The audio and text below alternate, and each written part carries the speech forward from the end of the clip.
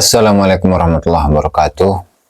Salam sejahtera untuk kita semua, salam sejahtera untuk seluruh saudara-saudaraku sebangsa dan setanah air dimanapun Anda berada. Kembali lagi bersama dengan saya, Abdul Aziz Jazuli di channel ini. Pada kesempatan kali ini, di samping saya akan mengulas bagaimana kritik Kiai Haji Imaduddin kepada Gus Rumel ya dalam memahami teks Imam Taqiyuddin Ahmad bin Ali Al-Makrizi di dalam kitabnya At-Turfatul Gharibah min Akhbar Wadi Hadramut Al-Ajibah, yang sebenarnya kemarin sudah saya ulas, tapi di sini perlu kita perdalam dalam pemahaman teks yang dituliskan oleh Al-Makrizi di dalam kitab tersebut. Dan tentu sudah kita ketahui bahwasanya informan yang memberitahukan informasi, yang memberikan informasi kepada Al-Makrizi itu adalah salah satu orang Hadramut yang bernama Abu Buraik. Dan nanti di akhir pembahasan atau di sela-sela pembacaan saya mengenai kitab, tulisan atau kritik dari Kiai Haji Imaduddin, saya akan cantumkan bagaimana manuskrip At-Turfatul Gharibah, baik manuskrip yang pertama ataupun yang kedua yang ditasih oleh musannif, yaitu Imam Taqiyuddin Al-Makrizi.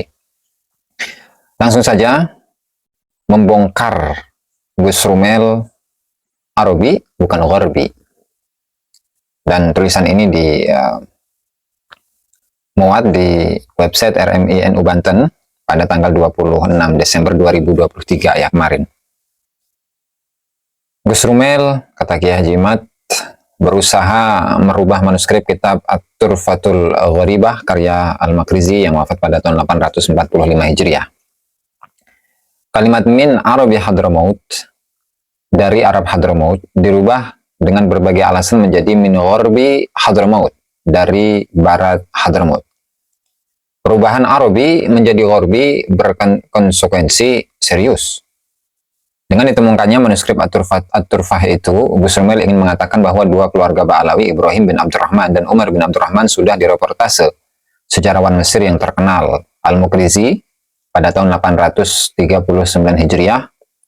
Walau penyebutan itu tidak membantu tersambungnya nasab Ba'alawi kepada Nabi Muhammad SAW. Minimal terbukti bahwa dua orang Ba'alawi itu historis di abad 9 Hijriah. Mungkin itu maksud Gus Rumel. Sayang manuskrip itu pisau bermata dua. Ia memang mengkonfirmasi bahwa Ibrahim dan Umar yang hidup di abad 9 Hijriah itu sosok historis. Tetapi pada saat yang sama manuskrip itu mengkonfirmasi bahwa keduanya bukan keturunan Nabi Muhammad SAW. Karena disebut hanya sebagai orang Arab Hadramut, bukan disebut sebagai asyraf Hadramut, para keturunan Nabi Muhammad SAW dari Hadramut. Oleh karena itu, Gus Rumel bekerja keras agar manuskrip ini hanya memberi manfaat terhadap nasab Ba'alawi, tidak malah mendegradasinya. Caranya telah didapatkan, yaitu dengan merubah kata Arabi menjadi Gharbi, dengan alasan titik pada huruf Ain. Ini sengaja tidak ditulis sebagaimana beberapa huruf lain yang seharusnya ada titik, tetapi titiknya tidak ditulis. Sepintas, alasan ini bisa masuk akal. Karena memang ada beberapa huruf yang seharusnya ada titik, ternyata tidak dicantumkan titiknya. Tetapi usaha itu terbantahkan oleh posisi geografis kota Tarim, kampung asal dari Ibrahim dan Umar Ba'alawi, yang berada di timur Hadramut, bukan di barat Hadramut. Oke, kita kembali kepada teks kitab At-Turfatul Gharibah, karya dari Al-Makrizi. Dan untuk pertamanya atau untuk naskah yang ditasih oleh musannif ya di halaman 9 ya. Dan meskipun kemarin sudah saya ulas ya tentang manuskrip ini, tetapi coba kita perdalam bagaimana cara kita memahami teks yang disebutkan oleh Al-Makrizi di dalam At-Turfatul Gharibah ini. Maka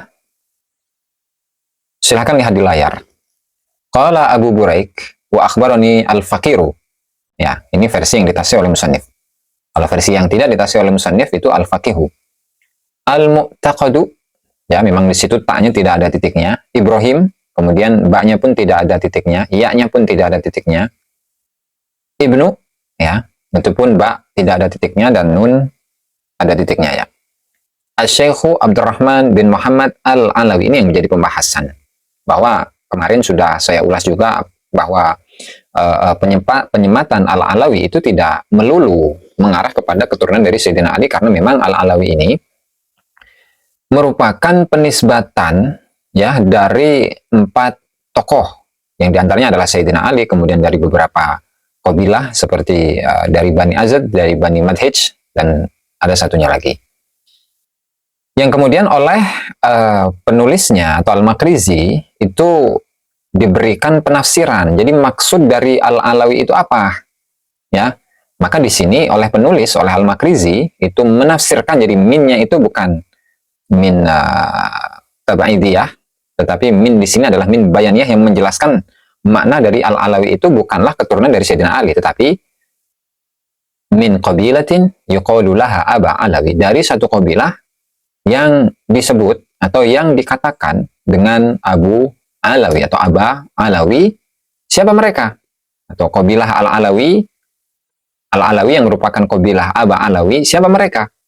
Min Arabi Hadramut, dari Arab orang Hadramut. Ya, sehingga dalam memahami teks ini, ya, teksnya Al-Makrizi ketika menyebutkan Al-Alawi di sini ditafsirkan oleh beliau nih. Ditafsirkan oleh beliau min qabilatin, ya, bahwa Al-Alawi ini adalah dari satu kabilah yang bernama Aba Alawi. Siapa mereka? Min Arabi Hadramut, mereka itu adalah termasuk bagian dari Arab Hadramut. Nah, disinilah apa letak penjelasan atau letak kesimpang siuran mungkin, ya, dalam naskah yang lain, bahwa seolah-olah dalam naskah yang kedua itu di atas huruf ain itu ada titik. Ya, mari kita lihat naskah yang kedua. Ya, ini sama di halaman berapa? Ini di halaman 10, ya. Di halaman 10. Nah, silahkan Anda perhatikan. Ketika menyebutkan Al-Faqihu Ibrahim Ibnu Syekh Abdurrahman bin Muhammad Al-Alawi min qabilatin yuqalu laha Aba Alawi, sama redaksinya dengan tadi. Nah, di sini coba kita perhatikan min Arabi Hadramut, yang seolah-olah titiknya itu adalah merupakan bagian dari huruf ain yang ada di bawah. Padahal ketika kita itu melihat atasnya, titik itu adalah titik dari huruf ba, Abdurrahman, ya, Abdurrahman. Nah, sehingga di sini gugur bahwasanya Abu Alawi, ya, min qabilatin yuqalu laha Abi Alawi, yang minnya itu merupakan bayani atau penjelasan dari Al-Alawi. Siapakah Abu Alawi?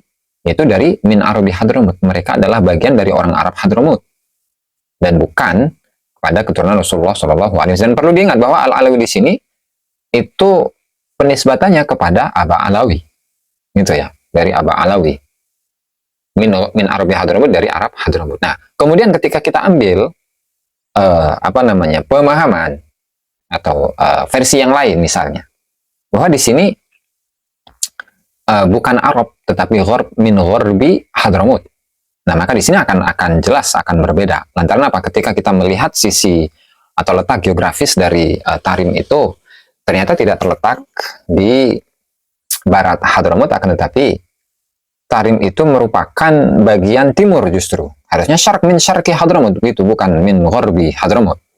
Nah, maka hal ini pun sudah dijelaskan oleh Ki Haji Imaduddin dalam sanggahannya atau kritiknya, ya, kepada Gus Rumel. Nah, silahkan simak. Untuk mengetahui apakah benar posisi kota Tarim itu berada di sebelah timur Hadramut, mari kita lihat keterangan Wikipedia tentang kota Tarim di bawah ini. Taqa'u mudiriyat Tarim fil juz'i syarqi li muhafadat Hadramut. Wa hiya aqrabu ila mantiqati wasat wadi Hadramut, haitsu yahudduha min asy-syimali mudiriyatu Qaf Al-Awamir. Nah, distrik Tarim terletak di bagian timur kegubernuran Hadramut, Mudiriyah, ya, dan paling dekat dengan wilayah tengah Wadi Hadramut, ya, artinya timur tetapi mendekati bagian tengah. Ya, artinya memang masuk ke dalam bagian timur tetapi dia adalah perbatasan antara tengah dan timur, gitu, ya. di mana di utara berbatasan dengan distrik Qaf Al-Awamir. Nah, dari sini usaha Gus Rumel merubah Arabi Hadramut, Arab Hadramut menjadi Gharbi Hadramut atau Barat Hadramut terbantahkan. Jelas, lantaran Tarim itu tidak berada di Barat Hadramut, akan tetapi Timur Hadramut. Nah, sehingga ketika dari sisi letak geografis saja itu tidak sesuai ya dengan redaksi Gharbi Hadramut, sehingga kemungkinan tersebut patah. Sehingga kembali pada awal bahwasanya redaksi tadi itu min qabilatin yuqalu laha Aba Alawi min Arabi Hadramut, bukan min Gharbi Hadramut. Sehingga kemungkinan min Gharbi Hadramut, kemungkinan itu sudah patah. Ya. Dan tentu ketika kita itu berbicara tentang manuskrip, ya titik terkadang memang hilang. Ya, kemudian ada beberapa kalimat-kalimat yang salah dalam penulisan dan lain sebagainya. Nah, tetapi itu dikembalikan kepada zauq, kepada pengalaman seseorang dalam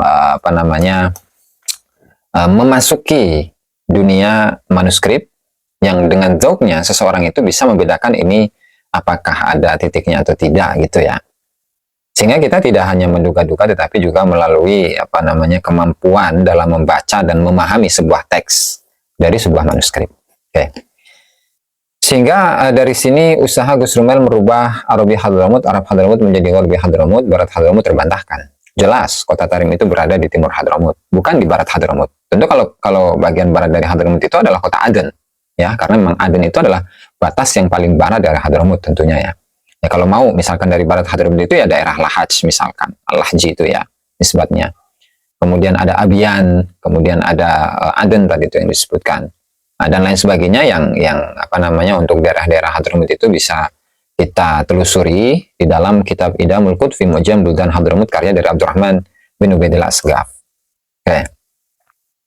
Dan jelas usaha Gus Rumel untuk menggeser posisi Ali As-Sakron dengan Al-Makrizi terbantahkan.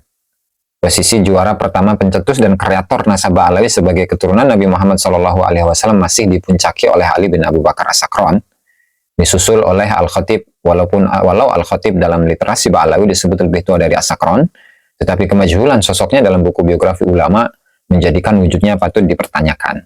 Oleh karena itu, ia ditempatkan menjadi runner-up menemani Ali As-Sakron. Tentu ya, ketika kita itu menelaah kitab Al-Jawhar Syafaf dan kemudian kita mencari-cari siapa sih biografi dari Abdurrahman bin Muhammad Al-Khatib, ya meskipun oleh beberapa sejarawan yang diantaranya itu adalah Thayyib Makhromah, baik di dalam kitabnya Qiladatun Nahar atau Tarikh Saghar Aden, dalam beberapa karya-karyanya yang lain juga, yang seringkali Makhromah itu mengutip keterangan dari Al-Jawhar Syafaf dan menyebutkan Al-Khatib bahwa itu adalah karya dari Al-Khatib. Namun sayangnya, ketika Makhromah yang merupakan seorang ulama dari abad ke-10 Hijriah yang wafat pada tahun 950 tahunan kurang lebih ya. Itu dipertanyakan kenapa Makhromah ini sampai tidak menyebutkan biografi dari Abdurrahman bin Muhammad Al-Khatib. Padahal Abdurrahman bin Muhammad Al-Khatib ketika wafatnya itu adalah pada tahun 855 Hijriah, tentu akan direportase oleh Makhromah, tetapi kenapa sampai tidak direportase biografi beliau di dalam kitabnya itu? Justru kita dapat menemukan biografi dari Abdurrahman bin Muhammad Al-Khatib ini ada di kitab-kitab akhir seperti Tarikh Syu'ara Al-Hadramiyin yang penulisnya itu wafat pada abad ke-14 ya, 14 Hijriah, antara abad 14 atau awal-awal abad 15 Hijriah. Ya tentu ini sangat dipertanyakan akan ketokohan dari Abdurrahman bin Muhammad Al-Khatib ya. Oke, lanjut. Sedangkan posisi Al-Makrizi yang wafat pada tahun 845 Hijriah malah menjadi pendegradasi klaim Ali As-Sakron, di mana ulama sezaman dengan Ali As-Sakron itu hanya menyebut Ba'alawi sebagai orang Arab biasa, bukan sebagai keturunan Nabi Muhammad SAW. Penulis di Haji Maduddin Usman Al-Bantani. Dan itulah tulisan terbaru yang merupakan kritik dari Ki Haji Maduddin kepada Gus Rumel Abbas dalam memahami teks dari kitab At-Turfatul Gharibah min Akhbar Wadi Hadramut Al-Ajibah, yang pada kesimpulannya adalah Al-Alawi itu nisbat kepada kabilah Ba'alawi yang mana mereka itu merupakan orang Arab Hadramut dan bukanlah keturunan dari Rasulullah Shallallahu Alaihi Wasallam. Barangkali itu saja yang bisa saya sampaikan dalam kesempatan kali ini. Kurang dan lebihnya saya mohon maaf. Wallahu al-muwaffiq ila aqwamit thoriq. Wassalamualaikum warahmatullahi wabarakatuh.